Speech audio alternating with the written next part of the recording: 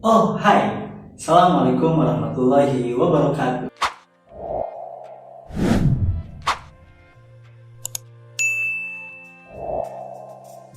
Tahun 2022 menjadi tahun yang spesial bagi Argentina. Bagaimana tidak, pada tahun ini Argentina berhasil menjuarai Piala Dunia yang dilaksanakan di Qatar, menjadi gelar bergengsi yang didapatkan oleh negara tersebut. Tapi sebelumnya, ada yang tahu nggak sih di mana letak negara Argentina dan juga negara Qatar? Kalau misalnya sobat-sobat semua belum tahu nih di mana letak negara Argentina dan juga negara Qatar, mari kita sama-sama lihat. Argentina itu merupakan suatu negara yang berada di kawasan Amerika Selatan, atau lebih tepatnya berada di benua Amerika Selatan, bertetanggaan dengan Brazil, Bolivia, Ekuador, Chili, dan lain sebagainya. Kemudian Qatar itu adalah negara yang berada di benua Asia, tepatnya berada di kawasan Timur Tengah. Negara Qatar berkelompok dengan negara-negara Arab lainnya, seperti halnya Saudi Arabia, Oman, Uni Emirat Arab, Iran, Irak, dan juga negara-negara Arab lainnya. Tapi ada yang unik nih sob, di Piala Dunia tahun 2022 ini, biasanya gelaran Piala Dunia itu dilaksanakan di negara-negara yang berada di kawasan Eropa ataupun juga Amerika, seperti halnya tahun 2006 yang dilaksanakan di Jerman, atau pada tahun 2014 yang dilaksanakan di Brazil. Tapi tahun ini, 2022, Piala Dunia digelar di Qatar. Sehingga banyak nih fenomena-fenomena yang mungkin unik gitu. Seperti halnya banyak pemain-pemain dari negara-negara yang berada di kawasan Eropa dan juga negara-negara yang berada di kawasan Amerika, itu mereka tidak dapat menyesuaikan diri dengan kondisi lingkungan yang ada di Qatar. Kalau kok bisa? Ya tentu saja bisa, karena setiap kawasan, setiap wilayah di permukaan bumi ini memiliki karakteristik yang berbeda-beda. Salah satunya yaitu perbedaan karakteristik suhu dan juga iklim. Maka negara-negara yang berada di kawasan Eropa dan juga yang berada di kawasan Amerika, itu mereka tidak dapat menyesuaikan diri ketika mereka harus bertanding di Qatar, yang notabene tentu saja Qatar itu berada di kawasan Timur Tengah yang memiliki suhu ekstrim dan juga kondisi suhu yang panas gitu. Nah, hal-hal seperti tadi itu tentu saja dapat kita kaji dalam ilmu geografi. Kata geografi mungkin sudah tidak asing lagi di telinga kalian ya. Ketika kita SD, kemudian kita SMP, itu kita banyak mempelajari materi-materi tentang geografi. Ketika SD, itu kita sudah banyak mempelajari tentang materi-materi geografi seperti hanya menghafal nama ibu kota negara. Ada yang masih ingat? Oke, kita coba tes. Ibu kota negara Perancis? Yaps, betul, Paris ya. Kemudian ibu kota negara Belanda? Yaps, betul, Amsterdam. Kemudian ibu kota negara Jerman, ada yang tahu apa? Yaps, betul, Berlin. Nah, materi-materi seperti tadi itu banyak kita pelajari di SD. Nah, tentu saja materi-materi geografi ini sangatlah luas. Maka mari kita kaji bersama-sama apa sih geografi itu. Geografi berasal dari dua kata, yaitu geos dan juga grafien. Geos yang berarti bumi dan juga grafien yang berarti menggambarkan. Maka bisa kita sama-sama tarik kesimpulan bahwasanya geografi itu adalah ilmu yang menggambarkan tentang bumi. Menggambarkan kayak gimana sih? Apakah menggambarkan bumi di atas kertas? Bisa jadi ya, karena ketika kita kecil, ketika kita SD, itu kadang kita sering dikasih tugas untuk menggambar pemandangan. Kalau kalian masih ingat, biasanya orang-orang yang tinggal di daerah pegunungan itu banyak menggambarkan pemandangannya itu dengan menggambar dua buah gunung, kemudian juga jalan, di samping kanan dan samping kirinya itu ada sawah, kemudian di tengah-tengahnya ada matahari. Itu adalah gambaran permukaan bumi yang mungkin biasa dilihat oleh kita sebagai orang-orang yang tinggal di daerah pegunungan. Tapi ketika orang-orang yang tinggal di daerah pesisir pantai, mereka mungkin menggambarkan pemandangan tersebut dengan menggambar laut, kemudian juga di tengah-tengahnya ada matahari yang terbenam. Nah, itu juga adalah bentuk dari gambaran permukaan bumi yang tentu saja sering dilihat oleh orang-orang yang tinggal di pesisir pantai. Apakah itu salah? Enggak juga ya, karena itu pun juga salah satu bentuk dari menggambarkan permukaan bumi. Tapi kalau misalnya kita seksama mempelajari tentang apa sih geografi itu, Ikatan Geografi Indonesia pada tahun 1989 pernah mengadakan seminar lokakarya di Semarang yang menghasilkan sebuah definisi geografi.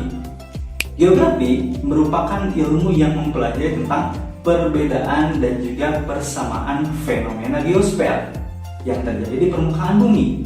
Kemudian diteliti atau diidentifikasi melalui sudut pandang kelingkungan dan juga kewilayahan dalam konteks keruangan. Di sini ada kata persamaan dan juga perbedaan. Ini adalah salah satu contoh ya yang bisa kita ambil di awal video tadi, bahwasanya di gelaran Piala Dunia ini negara-negara di kawasan Eropa dan juga negara-negara di kawasan Amerika, baik itu Amerika Utara atau Amerika Selatan, mereka sulit untuk menyesuaikan diri ketika mereka harus bertanding sepak bola di Qatar. Kenapa? Karena kondisi cuaca dan juga suhu yang ekstrim di Qatar itu berbeda dengan kondisi cuaca atau juga kondisi iklim di negaranya masing-masing. Nah, ini adalah bentuk sebuah perbedaan. Tapi untuk bentuk persamaannya, pemain-pemain yang berada di negara kawasan Eropa dan juga pemain-pemain yang berasal dari negara yang berada di kawasan Amerika Utara ataupun Amerika Selatan, itu mereka memiliki persamaan ya, persamaan iklim, sehingga mereka tidak dapat menyesuaikan diri ketika harus bertanding di Qatar. Tapi sebaliknya, tuan rumah Qatar dan juga negara-negara lain yang bertanding di gelaran Piala Dunia tadi yang berasal dari negara Timur Tengah, itu mereka sudah terbiasa.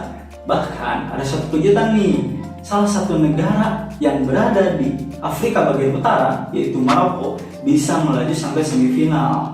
Itu kan menjadi sebuah rekor ya, menjadi sebuah sejarah yang bagus, di mana menjadi salah satu atau satu-satunya negara di kawasan Afrika yang berhasil melaju ke semifinal Piala Dunia.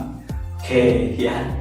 Nah, ngomong-ngomong soal fenomena geosfer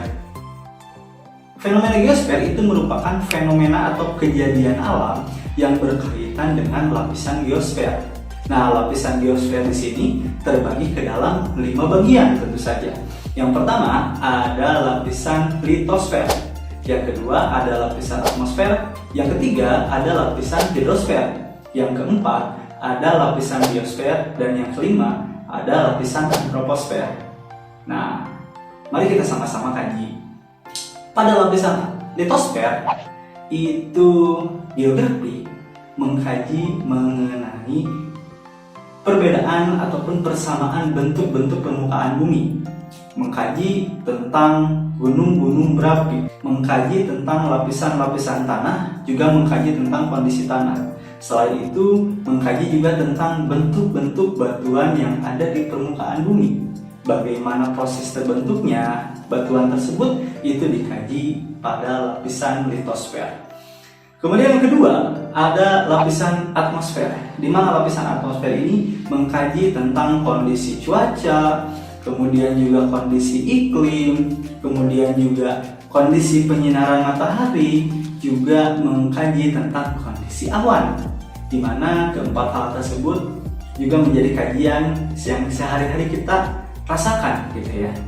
Kemudian pada lapisan yang ketiga, kita mengkaji tentang lapisan hidrosfer atau lapisan air ya, di mana lapisan air ini mengkaji tentang sungai, kemudian juga mengkaji tentang laut, mengkaji tentang danau, mengkaji tentang asal-usul terbentuknya danau, asal-usul terbentuknya sungai, dan juga bentuk-bentuk sungai.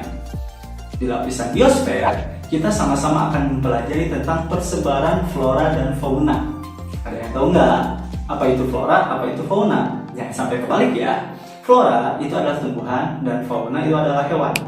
Setiap wilayah itu memiliki karakteristik flora dan fauna yang berbeda-beda. Seperti halnya di Indonesia, kita punya salah satu fauna atau hewan endemik nih yang tidak dimiliki oleh negara lain. yang juga pernah masuk ke dalam 7 keajaiban dunia, yaitu komodo, menjadi salah satu hewan purba yang masih hidup sampai sekarang dan juga lestari di Pulau Komodo. Kemudian kita juga punya salah satu primata khas, yaitu orang utan. Nah, fauna-fauna tersebut itu tidak akan kita temukan di negara lain karena fauna tersebut menjadi fauna khas atau hewan endemik yang dimiliki oleh negara kita. Sehingga pada lapisan biosfer ini kita akan mempelajari tentang persebaran flora dan fauna yang ada di permukaan bumi, juga mempelajari tentang ekosistemnya, mempelajari tentang zonanya. Dan yang kelima, yang terakhir, itu adalah lapisan antroposfer atau biasa disebut sebagai lapisan manusia. Pada lapisan antroposfer ini, kita akan sama-sama mengkaji tentang kebudayaan masyarakat yang ada di permukaan bumi. Indonesia saja ya, yang terdiri dari sekarang 38 provinsi, dari Sabang sampai Merauke, itu memiliki banyak sekali kebudayaan, memiliki banyak sekali bahasa, memiliki banyak sekali suku. Sehingga Indonesia memiliki semboyan, yaitu Bhinneka Tunggal Ika, berbeda-beda tetapi tetap satu. Nah, kemudian pada lapisan antroposfer ini kita juga akan mempelajari tentang kependudukan, mempelajari tentang migrasi, mempelajari tentang urbanisasi, mempelajari tentang transmigrasi.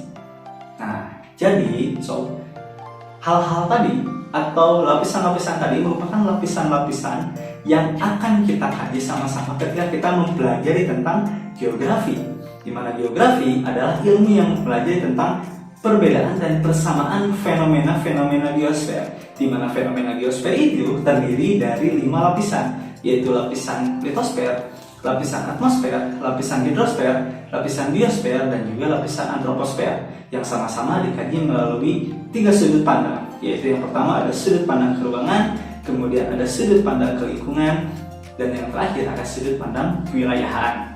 Oke, itu saja mungkin materi yang dapat saya sampaikan pada video ini.